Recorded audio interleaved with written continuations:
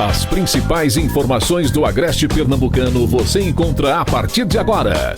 Veículos de comunicação integrados. Está no ar o programa Independente. A política sem segredos. Direto dos estúdios do Santa Cruz Online. Oferecimento: Viana e Moura. Morar bem ficou mais fácil. Nacional Têxtil. A malha que você precisa com a qualidade que você quer. Via Motos, acelerando com você. Clínica Santa Ana, especializada em cuidar de você. Satex Têxtil, distribuidor exclusivo das malhas Grantex. Porfírio Calçados e Espaço do Calçado. Sangue Digital, comunicação visual. Mercadão, o supermercado da cidade. JCL Casa e Construção, fácil de chegar, melhor para comprar. Auto Pronto, a mais completa loja de peças e serviços mecânicos em Santa Cruz. Rede.com, você digital. Muito boa noite para Santa Cruz e toda a região. Você não está vendo errado não, sou eu mesmo. Agora sou eu que apresento o programa Independente. Nessa sexta-feira, estarei apresentando em algumas outras sexta-feiras também, dividindo aqui a bancada com meu amigo, meu querido Ney Lima. Hoje é sexta-feira, 4 de setembro, e lembrando que você pode acompanhar o programa pelas páginas do Santa Cruz Online, o blog do Ney Lima, Agreste TV e Jardim do Agreste. Também pode acompanhar pela Rádio Nova FM Estação Notícias, a fanpage do blog do Evandro Lins, em Toritama, e na Atitude Agreste, em Taquaritinga do Norte. Você também pode acompanhar esse programa através do portal Comunicação e Mídia Digital de Jataúba e da TV Panelas, a Rede Nordeste de Pernambuco e Vale FM, no Facebook também, e também pelas rádios de Toritama e Rádio Vale FM. Também você pode acompanhar o programa Independente através dos nossos podcasts. Hoje é dia todo especial aqui no programa Independente, que é dia de receber essas três sumidades, tanto na política como no mundo jurídico, né? Estou aqui ladeado por três doutores, três advogados, e daqui a pouco tem o quadro Fogo Cruzado, que é um quadro que fez muito sucesso a semana passada. Nós vamos atravessar todo esse processo eleitoral, debatendo política em alto nível aqui com Dimas Dantas, Eusébio Pereira e Uziel Aragão. Boa noite, Uziel. Boa noite, Ralf. Boa noite, Dimas. Boa noite, Eusébio. Para mim, mais uma vez, uma satisfação estar aqui debatendo com vocês sobre a política local e muitas vezes estadual ou até nacional, e dizer da imensa gratidão que eu tenho por ter compartilhado com vocês de muitos conhecimentos, né, e poder estar aprendendo e contribuindo na formação dessa cultura, né?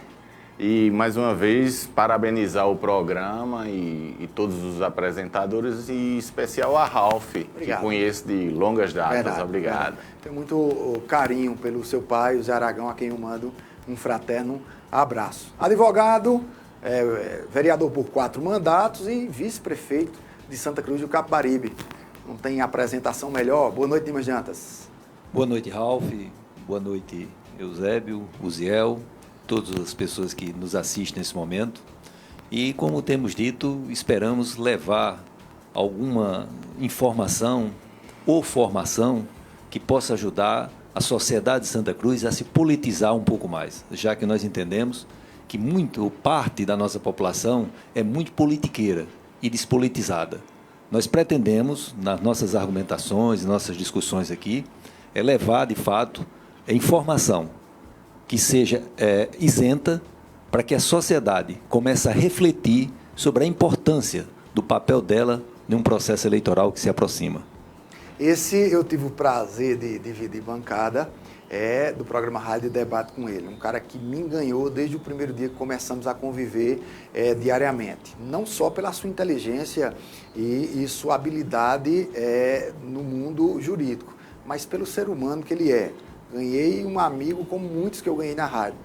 Eusébio, boa noite, querido. Boa noite, Ralf. A recíproca é verdadeira, né? A gente compartilhou diversos momentos juntos, aprendi bastante e tenho continuado aprendendo. E aqui, desde a semana passada, dividindo aqui esse debate aqui com o Dimas, com o Uziel, o Ney Lima, a sua presença, Ralf. O Ney Lima, talvez ele quisesse a sua altura, mas é gratificante estar aqui no meio de vocês e debatendo política e tentando construir também informações para as pessoas, para que elas possam, baseado nos entendimentos, também construir os seus entendimentos. É muito importante, né, que as pessoas elas discutam, elas leiam sobre o tema, sobre os assuntos que regem a vida de todos. É um prazer imenso. Vocês não tenham dúvida que a gente vai aprender com vocês três aqui durante todo o decorrer desse ano. E lembrado de uma coisa que vocês, eu ouvindo o programa da última sexta-feira, lembrando de uma coisa que vocês ensinam implicitamente às pessoas, que é debater política sem debater as pessoas, mas se debater nas ideias. Isso foi ensinado por três grandes figuras, como são vocês. Mas, olha, vamos chamar o primeiro intervalo? Vamos para o intervalo e na volta tem notícias sobre a liberação de eventos corporativos aqui em Pernambuco pelo governo do estado. A Clínica Santa Ana está realizando o teste para a Covid-19. Você e sua família podem usufruir de nossas instalações com toda a atenção e cuidado. Nossa equipe está devidamente capacitada para atender você. Na Clínica Santa Ana, os resultados estão em suas mãos em 24 horas e você ainda pode dividir no cartão de crédito. Estamos funcionando de segunda a sexta-feira das 7 às 18 horas e no sábado das 7 às 11 horas. Faça já seu exame. Estamos com pacotes especiais para empresas. Solicite seu orçamento pelo WhatsApp 81 987 82 17 12.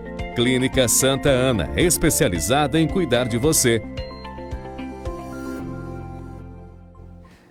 Olha, o governo do estado de Pernambuco autorizou a realização de eventos corporativos com limite máximo de 100 pessoas ou com ocupação de até 30%, o que for menor a partir da próxima segunda-feira.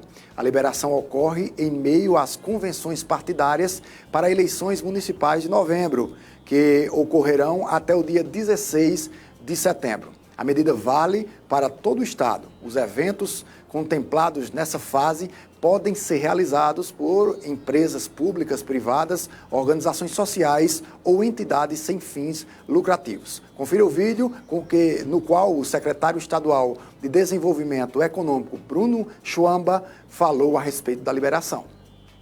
Estávamos estudando a segmentação do setor de eventos, que estava todo agrupado na etapa 10, para que possamos fazer um retorno gradual e faseado dessa atividade.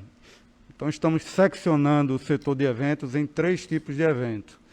Os eventos corporativos e institucionais, que são aqueles eventos promovidos por pessoas jurídicas, por empresas, por institutos, instituições, com o objetivo de capacitação, treinamento, reunião, palestra, seminário, assembleias, congressos. Os eventos sociais, que são aqueles que têm o objetivo de socialização e comemoração, como casamento, batizado, aniversário, festas, etc. E os eventos culturais, como apresentações, shows, teatros, museus e similares.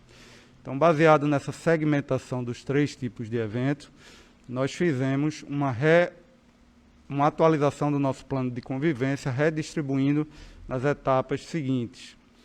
Então, vamos fazer a volta dessas atividades de forma gradual, dentro das etapas restantes, e ficou aprovada pelo comitê a volta dos eventos corporativos e institucionais em todo o estado a partir da próxima segunda-feira, dia 7 de setembro, com os protocolos que serão divulgados no site e limitados a um máximo de 100 pessoas ou 30% da capacidade do espaço e com a mesma limitação dos horários de serviço de alimentação, que é de 6 até as 22 horas. A liberação é válida a partir da etapa 6 do nosso plano de convivência, contemplando, portanto, todas as regiões de Pernambuco, que de todas as regiões nós temos GERES que estão na 6, GERES que estão na etapa 7 e GERES que estão na etapa 8. Atualizamos o nosso plano de forma que estamos prevendo para a entrada para a etapa 9 a volta dos eventos sociais com capacidade também para no máximo 100 pessoas ou 30% da capacidade do espaço, o que for menor, assim como eventos culturais, também com limitação de até 100 pessoas ou 30% da capacidade. Já para a etapa 10, acrescentamos o aumento da carga ou da capacidade de todos os 3 tipos de eventos, os corporativos, os sociais e os culturais, para até 300 pessoas ou 50% da capacidade do estabelecimento. Dessa forma, acreditamos que conseguimos graduar a entrada das atividades de eventos para que possamos garantir o retorno dessas atividades econômicas, mas sempre com novos protocolos de funcionamento, obedecendo os eixos de higiene, distanciamento social, comunicação e monitoramento, sem descuidar do risco que a volta de cada atividade dessa pode trazer para as curvas da pandemia no nosso estado.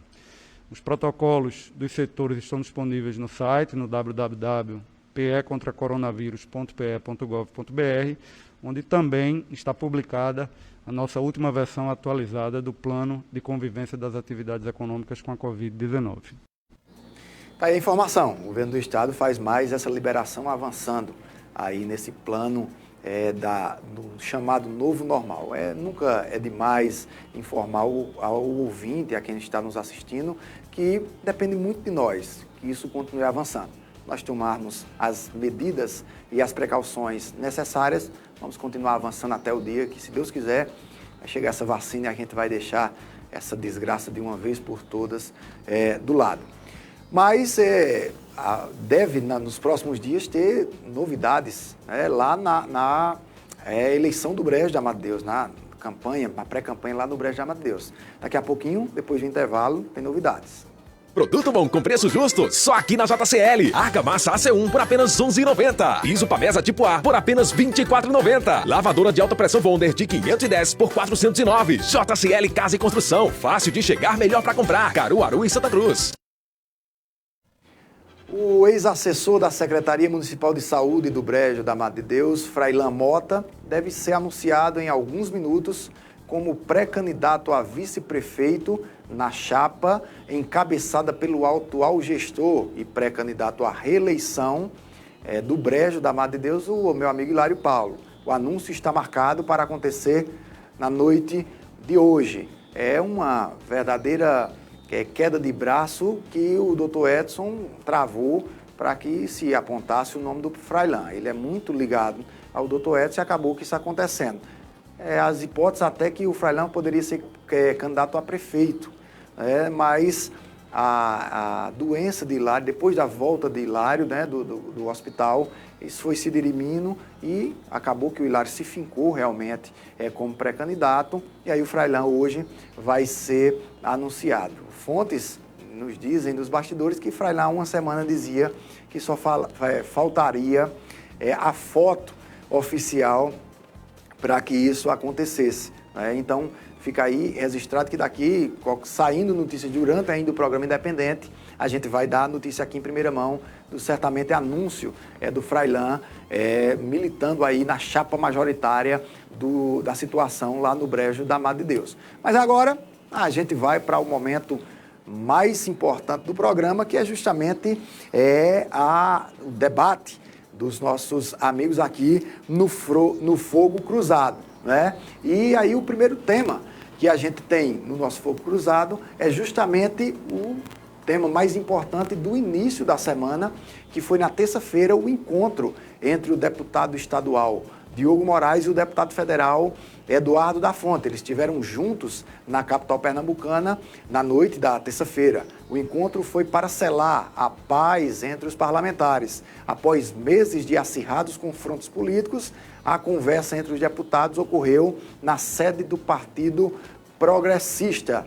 O Diogo selou a paz com o Eduardo da Fonte e recebeu também a missão de traçar aí o plano que levará o apontamento do vice na chapa do pré-candidato Fábio Aragão.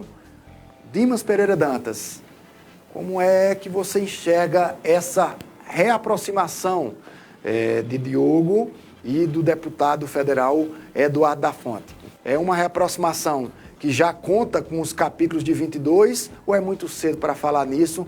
É só um passo de uma possível junção mais forte para 22?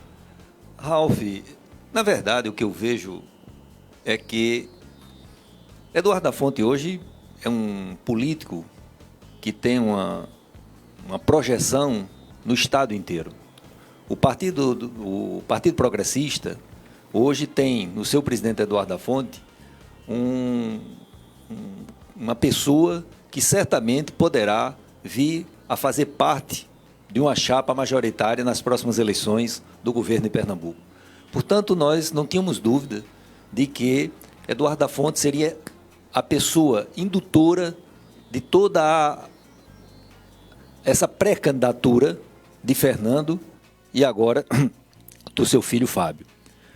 Diogo, a partir do momento que o PSB declara que o candidato aqui em Santa Cruz seria Fernando, ou seja, o PSB não teria um candidato próprio em Santa Cruz de Caparibe, automaticamente Diogo não teria mais como lançar qualquer candidato que não fosse apoiar aquilo que o PSB diz a nível de Estado, com a força que o PSB tem em todo o Estado.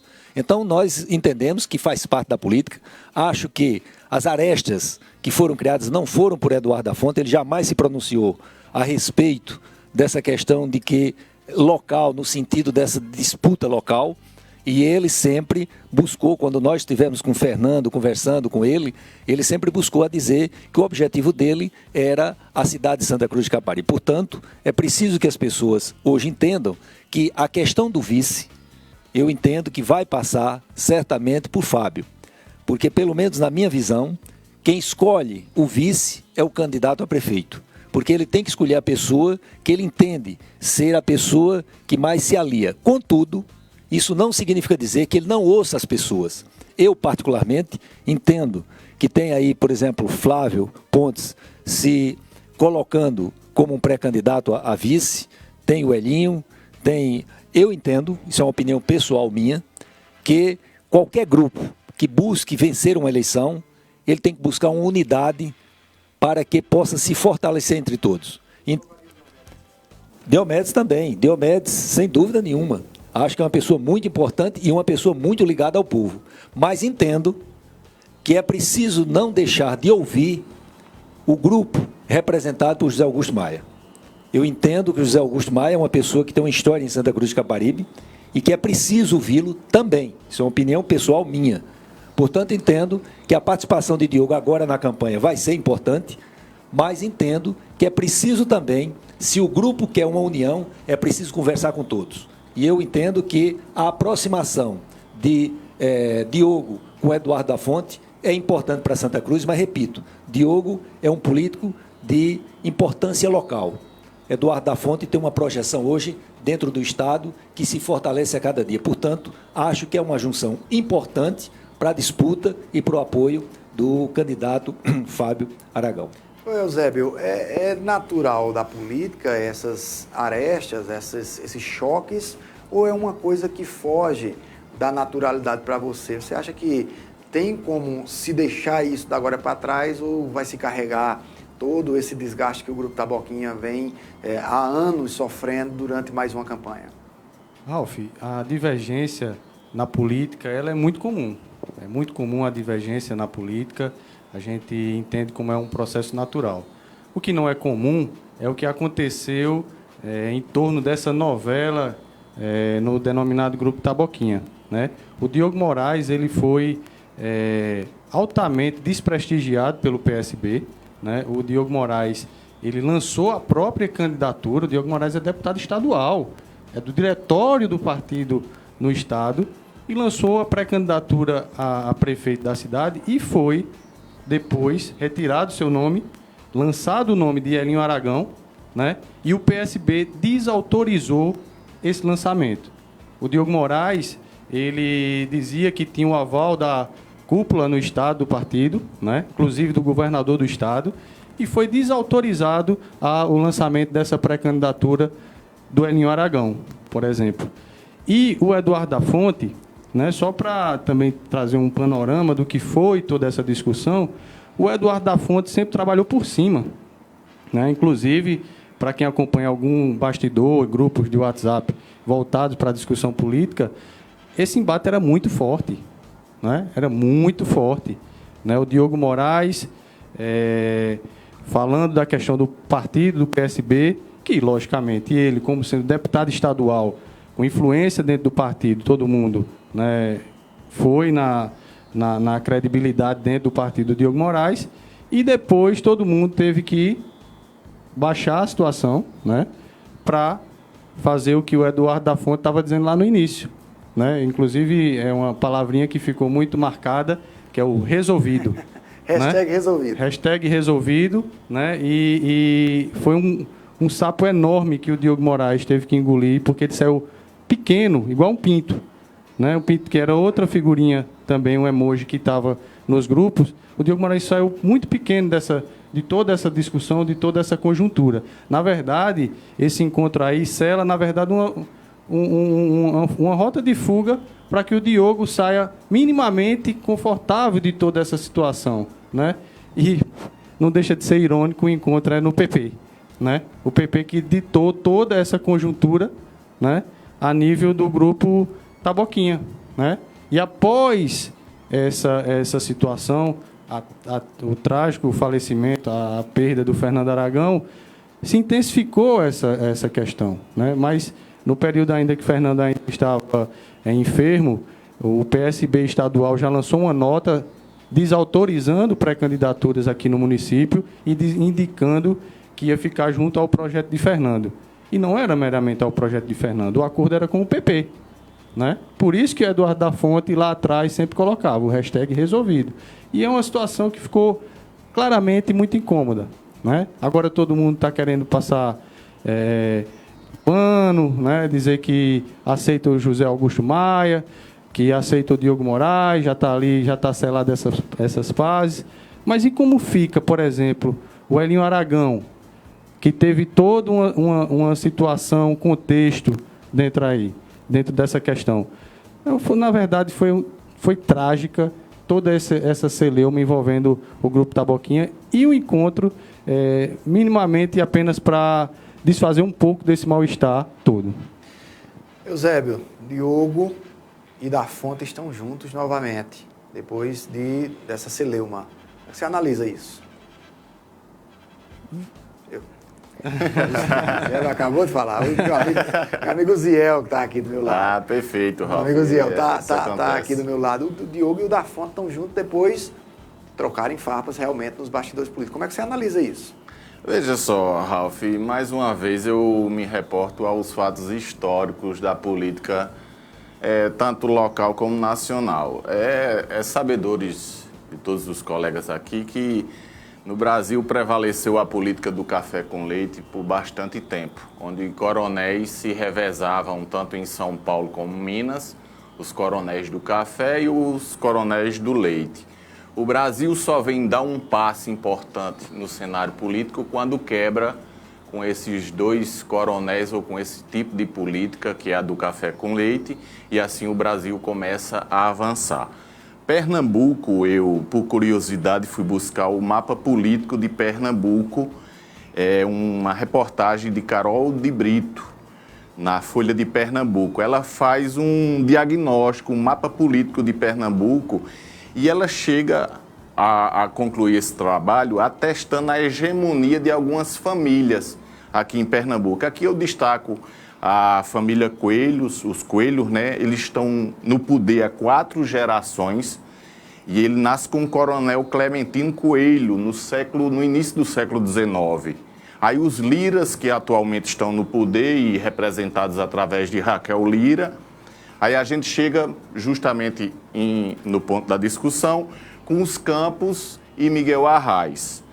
Aqui eu não vou tecer comentários sobre a vida de Miguel Arraes, que é quem nasce com esse projeto, e daí surge Eduardo Campos, e numa tragédia é interrompida a sequência dessa família no poder, e se coloca mais uma vez Paulo Câmara, que já teci no programa anterior, que praticamente ignora Santa Cruz do Capibaribe e que, de vez em quando, é que chega a escutar Santa Cruz através do deputado Diogo Moraes, que em alguns programas ele não tem culpa disso, mas alguns debatedores já chegaram a classificá-lo, muitas vezes, como o deputado da cozinha do governador. E a gente sabe muito bem qual é o papel de uma pessoa quando está na cozinha, né? E o resultado disso é que a nossa cidade passa por desprezo, passa por descaso, não tem uma importância no cenário pernambucano e político, porque, na verdade, a gente não tem representatividade. A gente não tem, na verdade, políticos que possam mostrar o potencial que Santa Cruz do Capibaribe tem e merece. E, mais uma vez, ficamos a cargo da discussão de um coronel, juntamente com um deputado estadual, que conciliam ou acordam uma trégua. É onde eu vou discordar com parte da fala do meu colega e doutor Dimas Dantas, quando ele diz que essa decisão vai passar por Fábio. Não, essa decisão já foi decidida lá no encontro. Já, Dimas, foi decidido? Eu ia perguntar, quem disse isso ao Ziel? Onde é que você encontrou essa informação, Ziel? O histórico político demonstra histórico isso. Não quer dizer nada, porque o histórico que você está colocando, deixa eu colocar uma coisa. A intervenção de Eduardo da Fonte não é como coronel, mas é como presidente de um partido que, sem dúvida nenhuma, tem o maior interesse em fazer do seu partido ter o prefeito da cidade. Eu acho que isso seria natural em qualquer partido. Não é questão de eu sou coronel, porque ele não tem nenhuma representatividade, nenhum representante dele que já ocupou o poder em Santa Cruz do Capibaribe, no sentido de ser diretamente ligado a ele, eu digo familiar, como você bem cita. Então, eu acho que você está fazendo uma confusão. O histórico que você faz não entra e não cabe aqui em Santa Cruz do Capibaribe. Mas só também trazendo um outro ponto aí, esse histórico de Eduardo da Fonte de interferir em partidos não é de hoje também, né?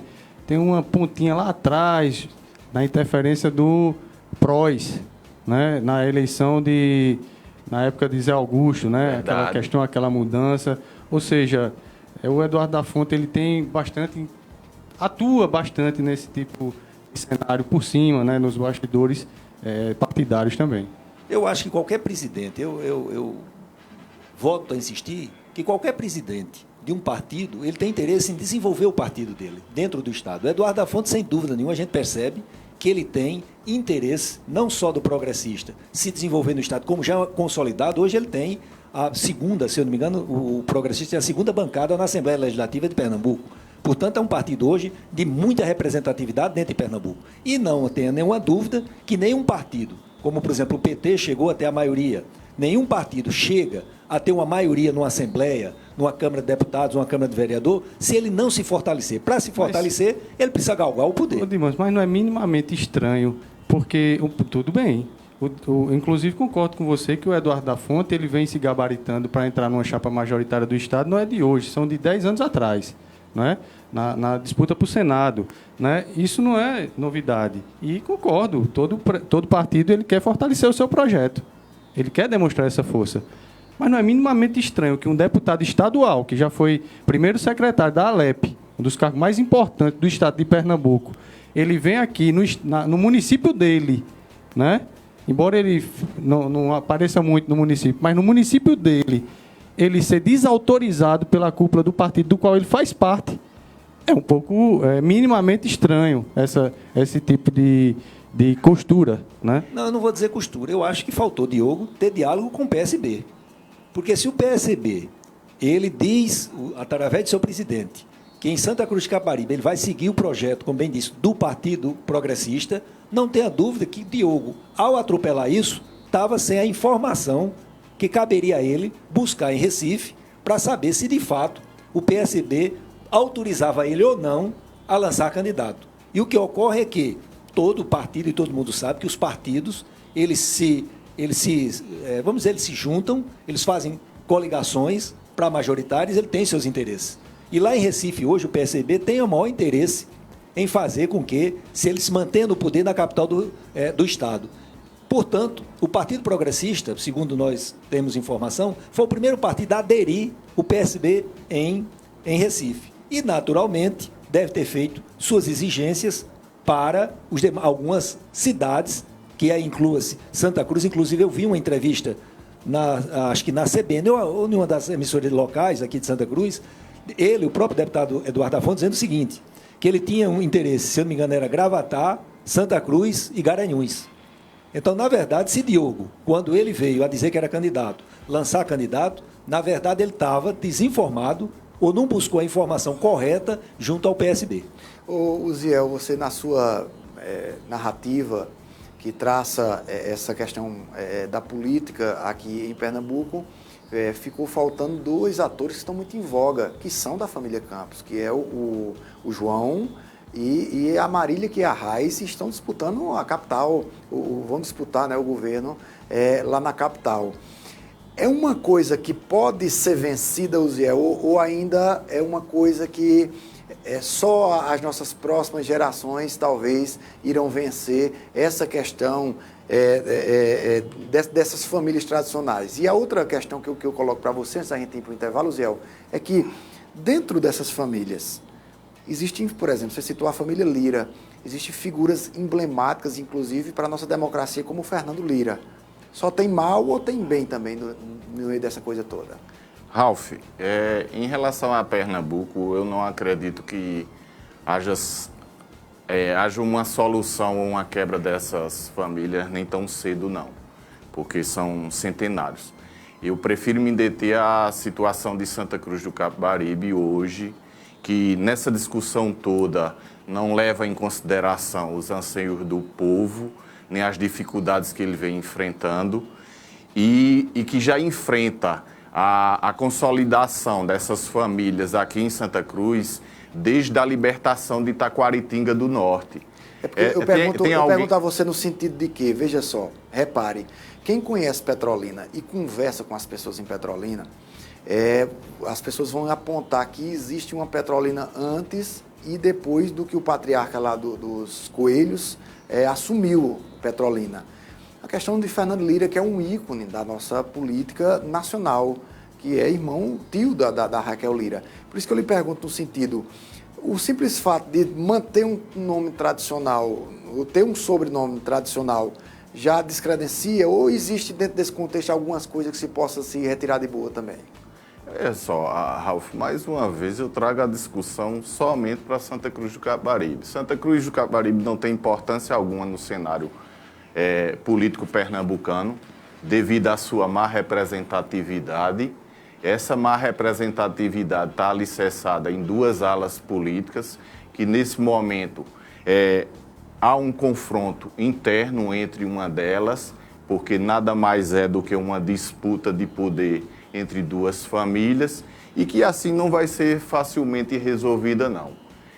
Eu não sei se no segundo bloco a gente ainda vai falar sobre a questão do vice de Fábio, então posso ser mais incisivo nesse momento. Mas eu só quero chamar a atenção das pessoas para que elas percebam que a discussão se dá em torno de um curral eleitoral, onde as pessoas, como no último programa eu mencionei, são tratadas como gado.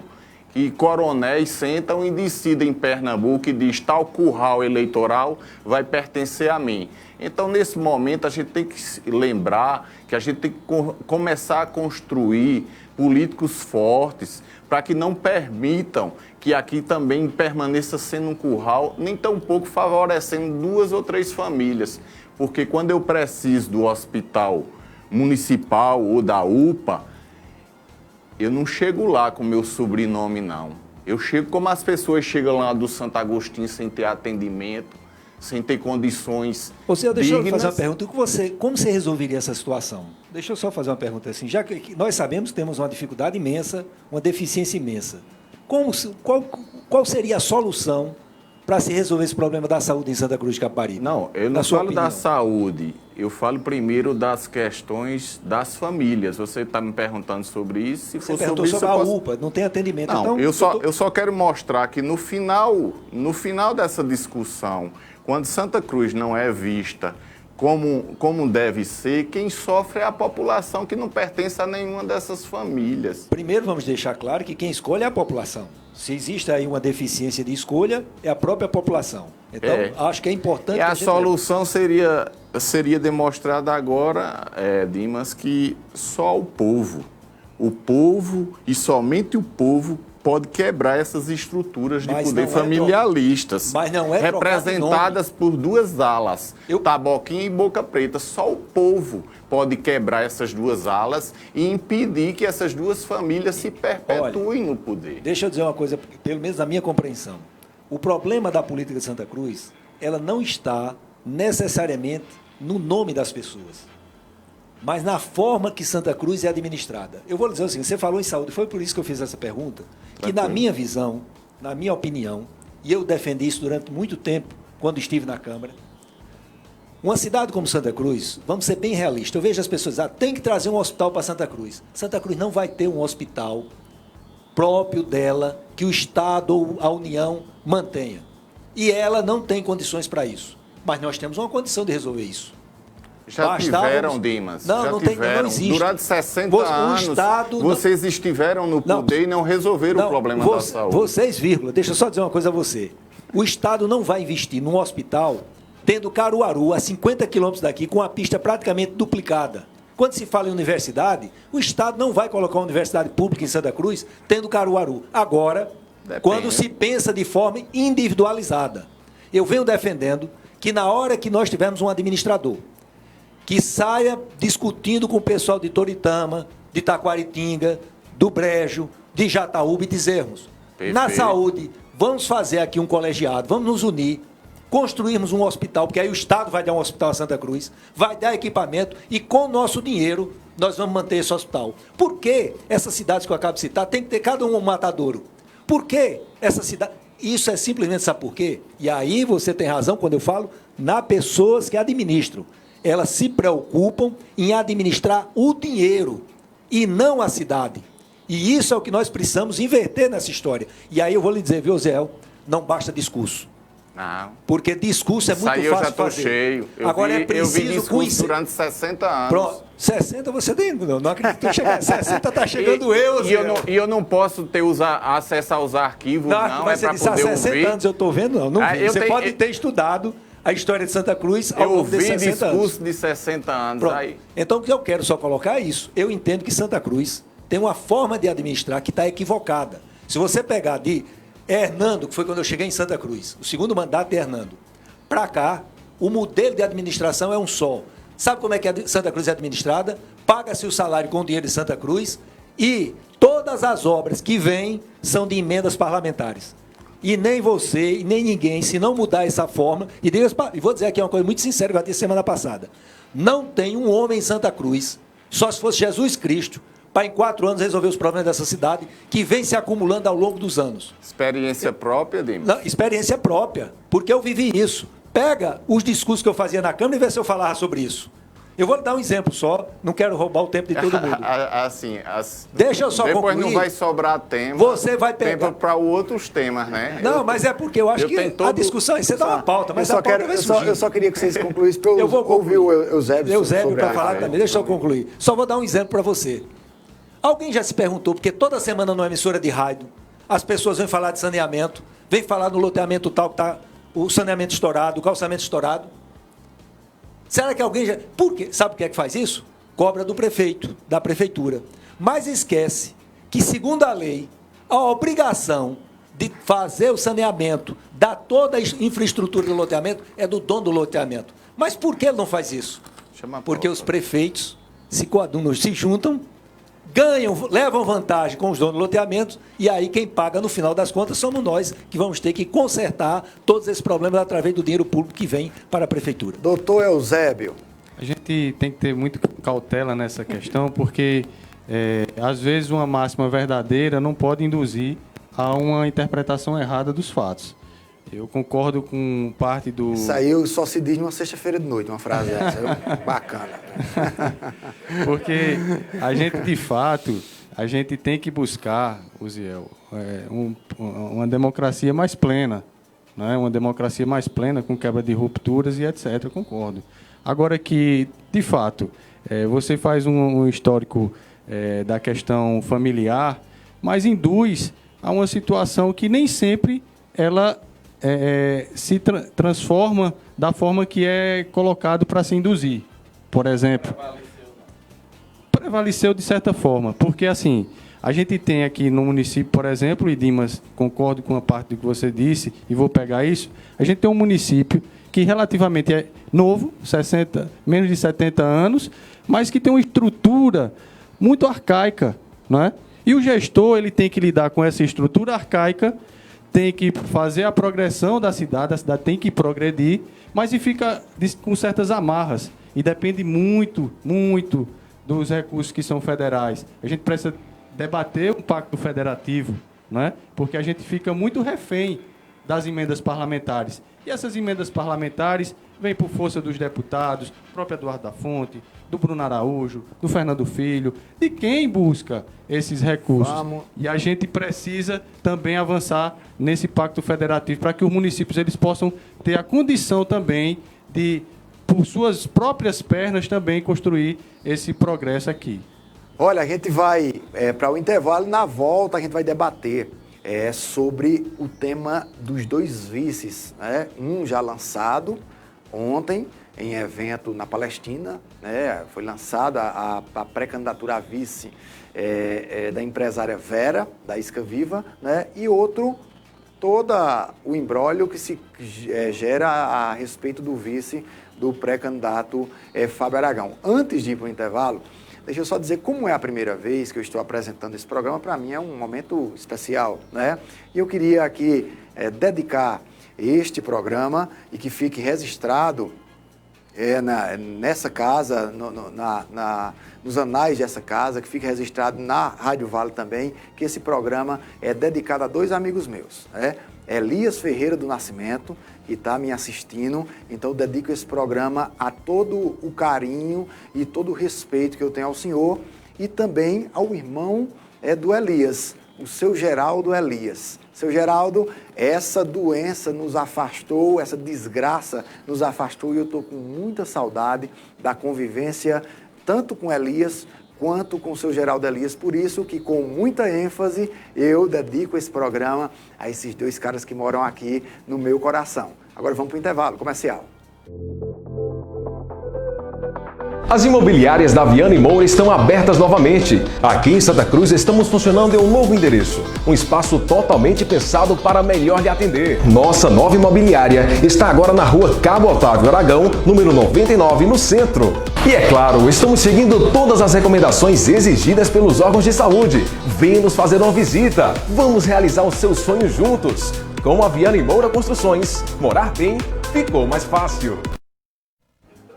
Olha, no encontro que nós citamos agora há pouco, do Eduardo da Fonte com o Diogo Moraes, foram tratados temas sobre conjuntura política e os nomes para a vice em torno de uma composição de chapa encabeçada por Fábio Aragão. Os bastidores comentam que os nomes de Flávio Pontes, Deomedes Brito, Elinho Aragão e Augusto Maia são apresentados como possibilidades, Uziel Aragão, de traçar esse caminho à Prefeitura de Santa Cruz do Caparibe com o Fábio Aragão. Você chega a apostar em alguém e como é que você vê esse momento final, os toques finais dessa composição Taboquinha? Eu reforço mais uma vez, Ralf, que essa decisão não vai passar por Fábio. Fábio não detém esse poder nesse momento de decisão. E, para ser bem breve, para a gente entrar no outro ponto e eu não ter que repetir o que eu já falei, representa apenas mais um trecho da tragédia Taboquinha. Esse fato, essa união representa, na verdade, é a união de traidores e traídos. E Santa Cruz continuará esquecida, desprezada, maltratada e ignorada. pois desprezam os interesses do povo, trabalhador, e favorecem apenas os interesses de uma ala partidária para poder desafiar e competir com a outra ala em Santa Cruz do Capibaribe. Eusébio, tem traidor e traído nessa história ou é tudo um grande jogo político que cada um veste a sua camisa e tenta vencer essa questão? Tem muita coisa envolvida aí, Ralf. Né, a gente sabe que o Fábio ele entrou num processo de forma muito turbulenta. Né, ele tem um momento muito curto entre o luto da perda do pai, né, em sua família abalada, e ele tem que tomar decisões nesse sentido. Semana passada, eu fiz até uma observação nesse sentido, Rafa, que eu dizia que o Fábio ele tem legitimidade para entrar no processo político, porque ele atua no processo político, ele está nos bastidores há muito tempo, ele conhece como funciona. Mas será que o Fábio consegue liderar esse processo? Né? Será que vai caber a ele, de fato, essa decisão do vice? Né? Na reunião ficou muito bonito, né? Aquele aperto de mão ali meio sem graça, mas será que de fato o Fábio ele vai liderar De quem o aperto de mão sem graça? O aperto de mão sem graça foi lá na sede do PP, né, que decidiu os planos do PSB. Certo. Né, e teve um aperto de mão lá meio sem graça, mas será que o Fábio é quem vai liderar todo esse processo? A mim parece que isso é muito ainda tenebroso, essa situação, né? E de fato você ainda tem muitas feridas expostas. O Elinho Aragão, né, meu Deus, o Elinho ele vem de um processo traumático nessa situação toda. O cara do bem, né, e que passou por várias situações diante dessa briga, desse jogo de cúpula partidária, né, e aí está no meio desse turbilhão de situações, onde o Fábio ele vai ter que ter muito jogo de cintura para contemplar um descontentamento do Zé Augusto, do Elinho Aragão, do grupo que já fazia parte, que vão ter que engolir. Se um já engoliu um sapo, outros vão ter que engolir outros sapos. É um processo muito delicado e que vai certamente deixar muita coisa no meio do caminho aí, Ralf. Vice-prefeito, vereador, advogado Dimas Dantas, o Fábio decide essa parada ou não decide?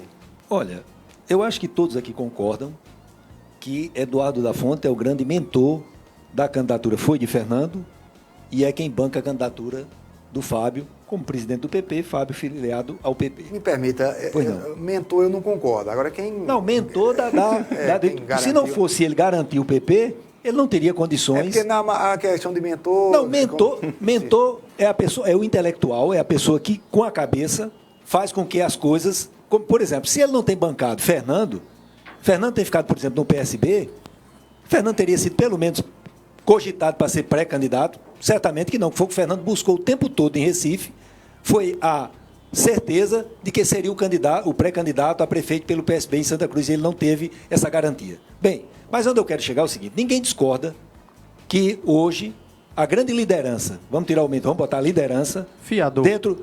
É o fiador. Não, a grande liderança dentro do partido foi Eduardo da Fonte. Até onde eu conheci Eduardo da Fonte, porque eu tive, todo mundo aqui em Santa Cruz sabe do contato, a aproximação que eu tenho com Eduardo da Fonte, ele sempre me deixou completamente à vontade para tomar as decisões que eu quisesse em Santa Cruz. Baseado nisso, eu não tenho a menor dúvida que ele disse o seguinte a Fábio. Vou dizer o que eu acredito que ele tenha dito a Fábio. Fábio, apesar de você ser um garoto, você tem tempo dentro da política, converse com as pessoas, mas a decisão tem que ser sua. Claro, conversando com o máximo de pessoas possíveis, porque ninguém faz política sozinho. Eu vi 2 entrevistas de Fábio essa semana, porque, na verdade, eu, apesar de ser vizinho dele, eu nunca tive aproximação com o Fábio. Mas eu vi 2 entrevistas e, pelo que eu vi, Fábio não é uma pessoa ingênua, como algumas outras pessoas estão tentando colocar. Ao contrário, muito equilibrado, falando em união, falando em conversar com todos, falando, inclusive, uma coisa que eu acho muito importante para quem deseja ser uma pessoa pública, deixando as arestas pessoais de lado e falando que, na política, ele precisa conversar com todas as pessoas que estejam dispostas também a conversar com ele. Ô, Dimas, ele não fechou a porta para ninguém, pois não? Eu fico curioso como foi que você fez essa descoberta através de 2 entrevistas, não sendo bem Você ouviu as entrevistas dele? 2 entrevistas é o suficiente para que um rapaz como o Fábio tome uma decisão dessa em detrimento a um coronel maior e a um deputado estadual que representa o PSB, essa decisão seria dele? Olha, eu acho que você precisa, primeiro assim, deixa eu dizer o seguinte, não empregue isso, porque coronel, eu acho que nós já ultrapassamos em muito esse período. Nós estamos num período democrático, onde as pessoas, a gente gostando ou não, é o povo quem escolhe. Sabiamente ou não, de forma correta ou não, isso é uma escolha pessoal de cada um. Então, hoje, eu não acredito mais que exista coronéis dentro da nossa política. Pelo menos, se existe, é o povo que está permitindo. Agora, o que eu quero colocar é que Fábio, o que eu ouvi de Fábio, é que foi, de fato, uma pessoa bastante equilibrada no que ele disse. E, portanto, como eu conheço Eduardo da Fonte, eu tenho visto aí bastidores. Eu não vi uma fala de Eduardo da Fonte ou de Fábio dizendo, não, quem está autorizado a escolher o vice é Beltrano. Eu vejo conversa de bastidor. Conversa de bastidores, eu vejo aqui, é politicagem. Durante todo esse período, se dizia, quem é que está mentindo? E não sei o quê. Em política, tem essas discussões internas mesmo. Tem disputas, porque todo mundo quer o poder de uma certa forma. A gente só precisa ter o cuidado para saber a quem a gente vai delegar o poder de nos governar. Esse é o cuidado que nós precisamos ter. Outra chapa que está fechada e vai ser, foi anunciada ontem, é a chapa do pré-candidato Alan Carneiro. Ele anunciou ontem a empresária Vera Lúcia Carvalho como a pré-candidata a vice-prefeita em sua chapa. Vera já estava sendo cogitada como pré-candidata nos bastidores da política durante os últimos dias. Ô Eusébio, como é que você recebeu essa notícia da Vera e enxerga? Foi positivo para a chapa? Foi negativo? Soma? Acrescenta? Como é essa história lá dos Verdes? Veja, primeiro falar do nome de Vera. Vera é uma empresária respeitada no município de Santa Cruz do Caparibe, tem uma história no mundo empresarial de sucesso, né? Vera, embora não participe ativamente da política, né? Não participava, né? Não participava ativamente da política, né?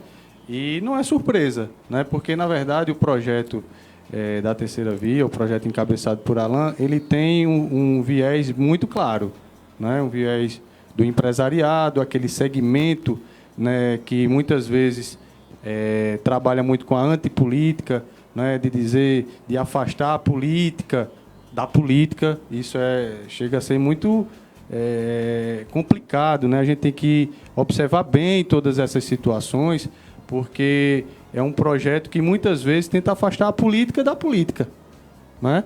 E não surpreendeu, né, uma empresária compondo a chapa, talvez para uma situação desse tipo. Também tem algumas situações que ficaram em aberta, né? Porque o projeto do PSD, né, que tem como fiador o André de Paula, né, o deputado federal André de Paula, ou seja, que também cacifou o Alan a disputar essa eleição, garantiu o partido a ele, né, nesse contexto, tem uma pauta muito singular, né? E a gente vê que nem sempre consegue trilhar um caminho muito claro nesse sentido, né? A Vera é um nome forte, é um nome bem representativo. No contexto da chapa, se a gente for analisar a chapa como um todo, é o mesmo segmento do pré-candidato a prefeito, né? Não agregou em outro segmento, agrega por ser mulher, né? Isso é um fato, né? A simpatia de Vera também ajuda bastante dentro do contexto, desculpem, mas não surpreende esse anúncio. Aí tem algumas situações que ficaram ainda no meio desse caminho aí, dessa escolha da Vera como pré-candidata a vice-prefeita.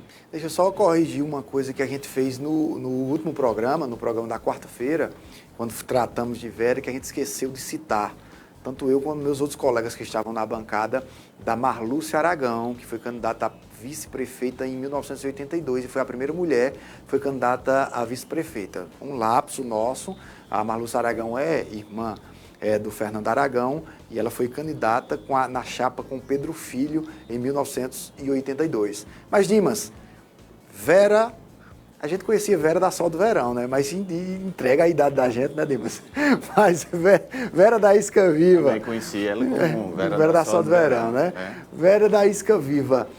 Como é que você enxerga essa entrada nessa empreitada de Vera a partir de ontem, né?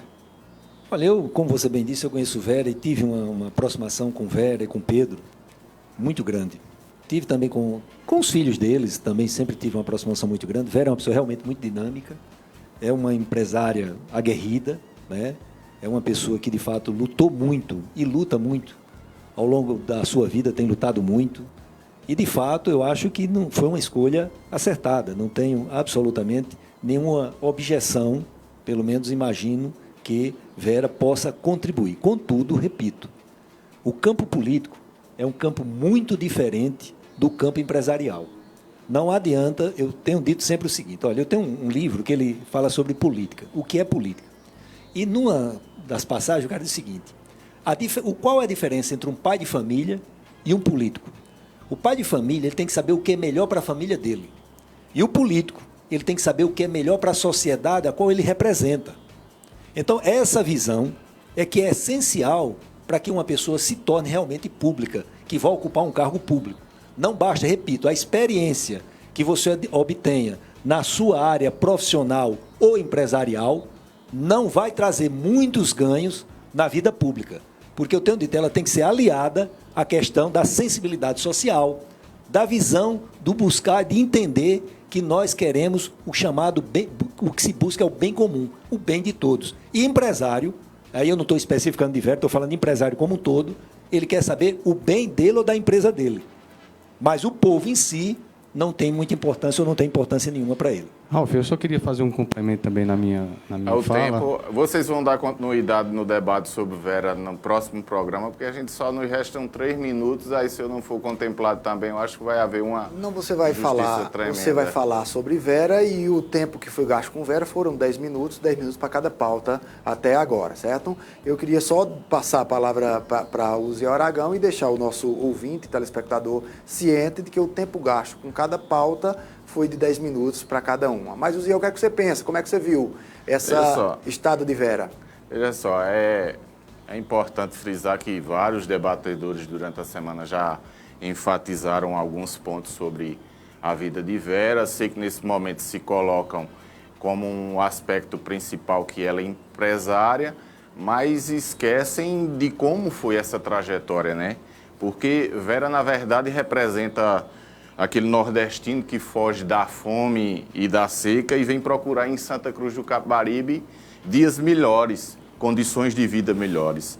Em termos jurídicos, a gente poderia dizer que Vera pode ser chamada de imigrante. Imigrante por quê? Porque é alguém que é vítima do êxodo rural. Ela foge de um lugar de fome e de seca e, nesse momento, vem residir em Santa Cruz do Capibaribe e tem sua trajetória, sua luta, seu trabalho reconhecido como uma empresária. E nesse momento político que me deixa assim chateado, e nesse momento eu também talvez não seja contemplado, é que no momento de discussão política, uma ala coloca Vera e o próprio Allan Carneiro como forasteiros. Forasteiros porque não nasceram nessa cidade. Aí por esse motivo, não são gente da gente. É complicado, porque hoje a população de Santa Cruz, boa parte é formada justamente por pessoas que migraram de outras cidades e com muito empenho, com muita dedicação, inclusive o próprio Dimas que está aí, eu acredito que ele não seja um forasteiro. Nem ele, nem tantas outras pessoas que estão me escutando nesse momento. Então, na verdade, precisa ser esclarecido quem é gente da gente. Por que fazer essa separação? Por que colocar duas pessoas tão trabalhadoras, tão honestas, que labutaram? Vera foi costureira, Vera teve que vender verdura, teve que vender tomate, cereais, sofreu as consequências e hoje teve o reconhecimento da sua vida se tornando empresária. Olha, Qualquer outra pessoa aqui poderia também ser empresário. Agora o fato, se a gente for analisar, as 3 alas serão formadas por empresários, se for ver por esse ponto de vista. Mas eu quero frisar só o seguinte, para poder concluir a minha fala. Vera também carrega os traços de uma mulher empoderada, guerreira, batalhadora, independente e principalmente conselheira e acolhedora, que luta contra todos os estigmas sociais. Vera representa a luta das mulheres que venceram o câncer e o descaso da saúde pública. Deste momento de superação, Vera inicia outro projeto social, além dos já tantos desenvolvidos pela sua família, por Pedro. Eu viria vocês, pelo menos mais 1 ou 2 horas, eu confesso. Que bom. Debate em alto nível, muito bom o programa, mas infelizmente são 8 horas em ponto e a gente tem os nossos compromissos com a Rádio Vale e também com o nosso próximo programa aqui. Para você que está em casa, para você que está nos escutando, muito boa noite. Na próxima semana a gente está de volta.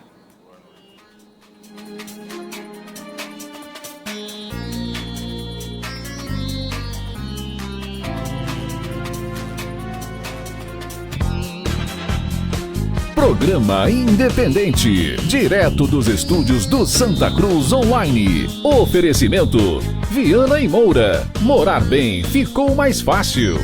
Nacional Têxtil, a malha que você precisa com a qualidade que você quer.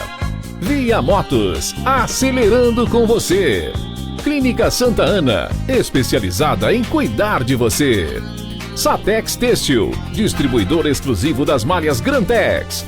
Porfírio Calçados e Espaço do Calçado. Sangue Digital, comunicação visual. Mercadão, o supermercado da cidade. JCL Casa e Construção, fácil de chegar, melhor para comprar. Auto Pronto, a mais completa loja de peças e serviços mecânicos em Santa Cruz. Rede.com, você digital.